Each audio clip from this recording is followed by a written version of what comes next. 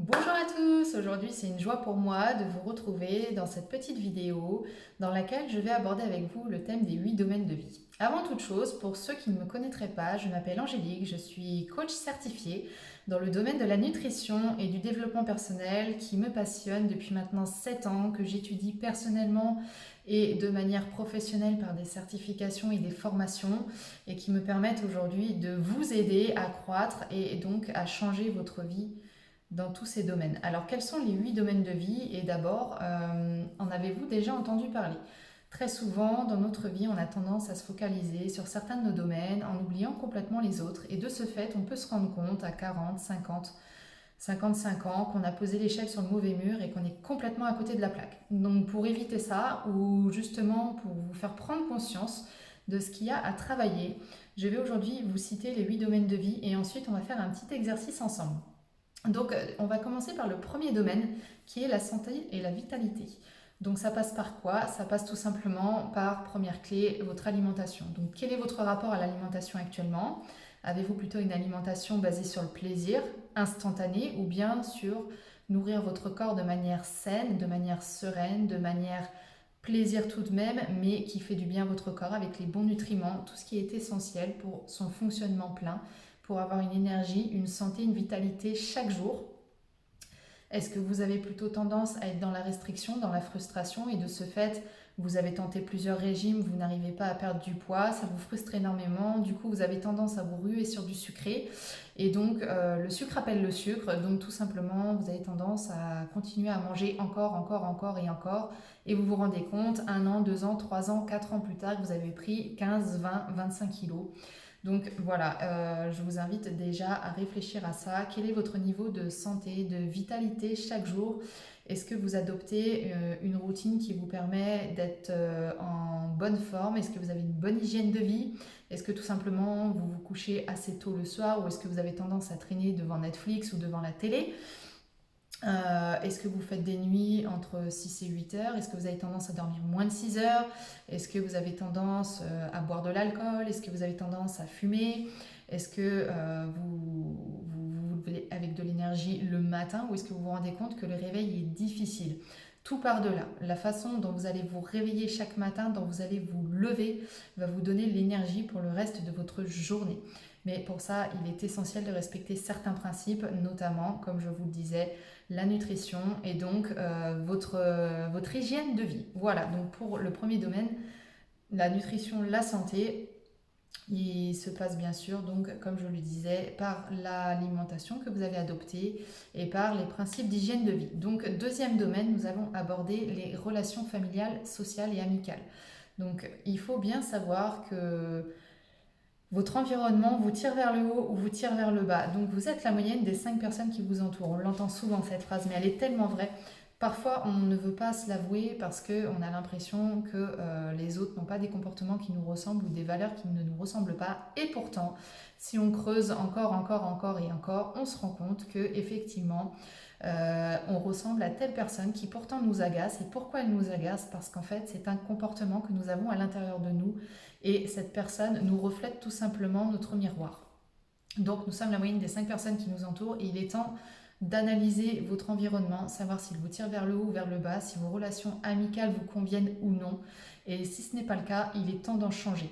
Bien sûr, on n'a pas dit de mettre tout le monde dehors et de dire que vous ne voulez plus parler à personne, notamment pour votre famille, mais par contre, vous avez le droit de mettre un petit peu de distance et tout simplement, au lieu de vous faire un repas tous les dimanches ensemble que vous n'appréciez pas, peut-être voyez-vous une fois par mois ou une fois toutes les 3 semaines, ça peut suffire. Ça vous fait garder des liens mais qui sont moins forts et donc qui ne vous empêchent pas d'avancer à vous car c'est indispensable. Pour avancer vers vos objectifs, il va être indispensable d'avoir un environnement qui vous tire vers le haut. Ensuite, troisième domaine, ça va être votre relation amoureuse, votre relation intime. Elle est classée à part parce que c'est une dimension complètement différente. Votre partenaire de vie est quelqu'un qui vous voit à nu physiquement et physiologiquement. C'est-à-dire que vous allez vous dévoiler à lui tout ce que vous pensez, vos pensées, vos sentiments. Tout ça, vous allez partager avec cette personne et il est rare de partager ses sentiments, ses forces ou ses faiblesses à ses amis ou à sa famille. On a plutôt tendance à vouloir montrer la meilleure version de nous-mêmes. Mais votre partenaire, lui, il voit tout, il vous connaît presque comme vous vous connaissez. C'est quelqu'un avec qui il va falloir apprendre à vivre, il va falloir apprendre à s'adapter, il va falloir apprendre à entretenir, nourrir cette relation, la tirer vers le haut, en faire une relation extraordinaire. Vous avez le pouvoir d'avoir une relation de couple extraordinaire ou bien merdique, tout simplement. Pourquoi? Parce qu'il y a des clés à mettre en place, des outils. Parce que rien n'est acquis. On a tendance à penser qu'après le mariage et les enfants, notre relation est acquise et que ça va bien se passer pour le reste de notre vie, comme on nous le raconte dans les contes. Ils vécurent heureux et eurent beaucoup d'enfants. Sauf ce qu'on oublie, c'est que si on ne fait pas un travail chaque jour pour entretenir et nourrir cette relation, eh bien, elle va décliner. Et un beau jour, eh bien, vous allez avoir votre partenaire qui va vous demander un divorce. Parce que vous n'aurez pas été dans la communication, vous n'aurez pas pris le temps de faire attention à lui ou à elle, vous ne prendrez plus le temps d'essayer de faire plaisir comme vous le faisiez au début de votre relation. Donc tout ça, c'est vraiment une question d'entretien. On entretient la flamme dans son couple, c'est tellement important. Tout l'amour que vous recevez et que vous donnez à votre partenaire, c'est vraiment votre essence, votre oxygène. L'amour, c'est l'oxygène de la vie, donc vraiment, ça s'entretient, ça se nourrit. On a besoin de se sentir important aux yeux de son homme ou de sa femme. On a besoin de se sentir désiré, on a besoin de se sentir aimé, respecté. On a besoin d'avoir de l'attention, tout comme on a besoin de porter de l'attention. Donc voilà, pour ce domaine de vie, il est vraiment indispensable de l'entretenir, de le nourrir pour le tirer vers le haut et pour vraiment vivre une relation de couple extraordinaire. Quatrième domaine de vie, ça va être votre travail, le niveau professionnel, où que vous en soyez, que vous soyez salarié ou bien que vous ayez le projet de monter une entreprise, ou que vous soyez même auto-entrepreneur. Où en êtes-vous dans votre travail?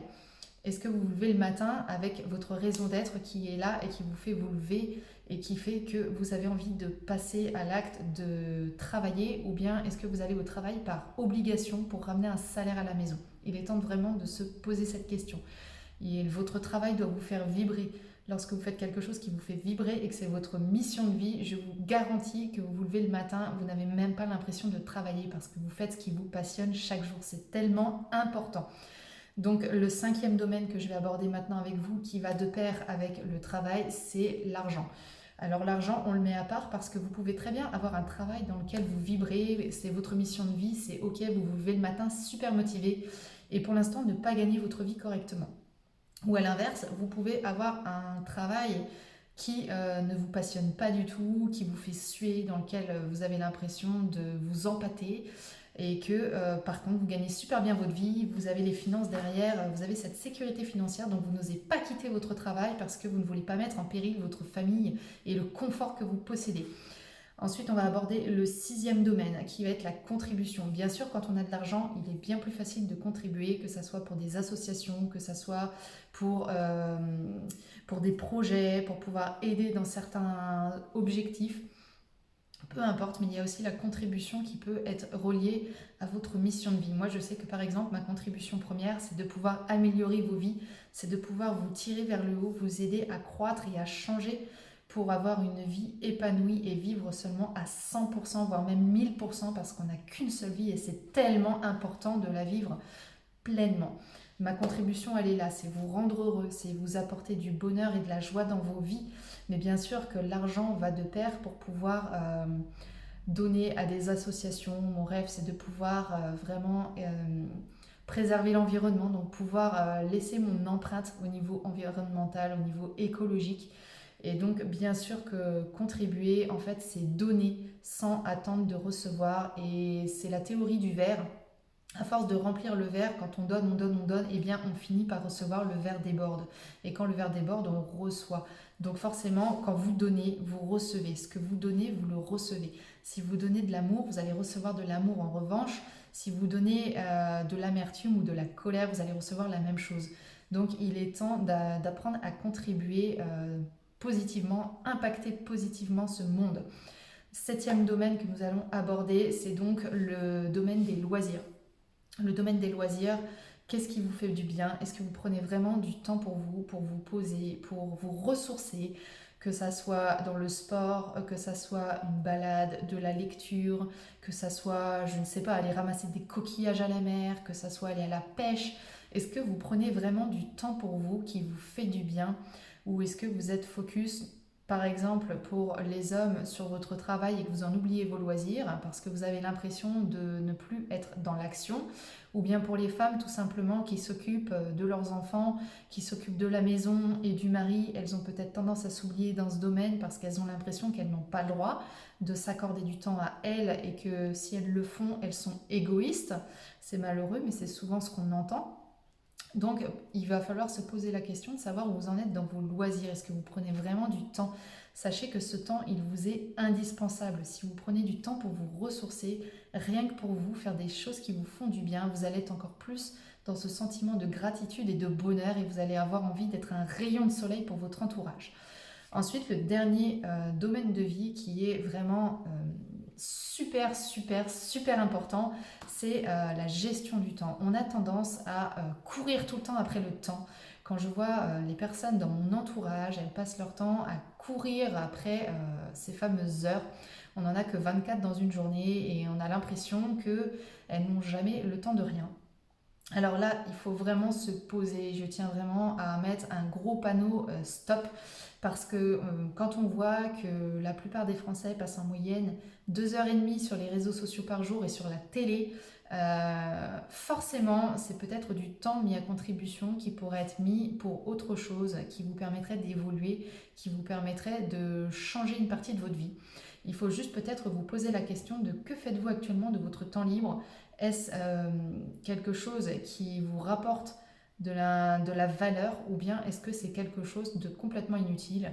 Regardez des photos de chats sur Facebook, est-ce que ça vous apporte quelque chose? Ou regardez la vie des gens mais passez à côté de la vôtre?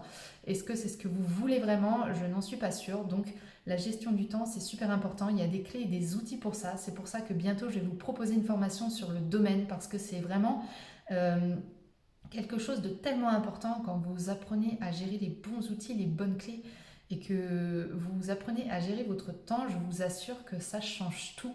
Vous avez vraiment l'impression d'être maître de votre temps et c'est tellement agréable, ça vous permet tellement de mettre l'énergie là où il faut, quand il faut, pour mener à bien vos projets et vos objectifs.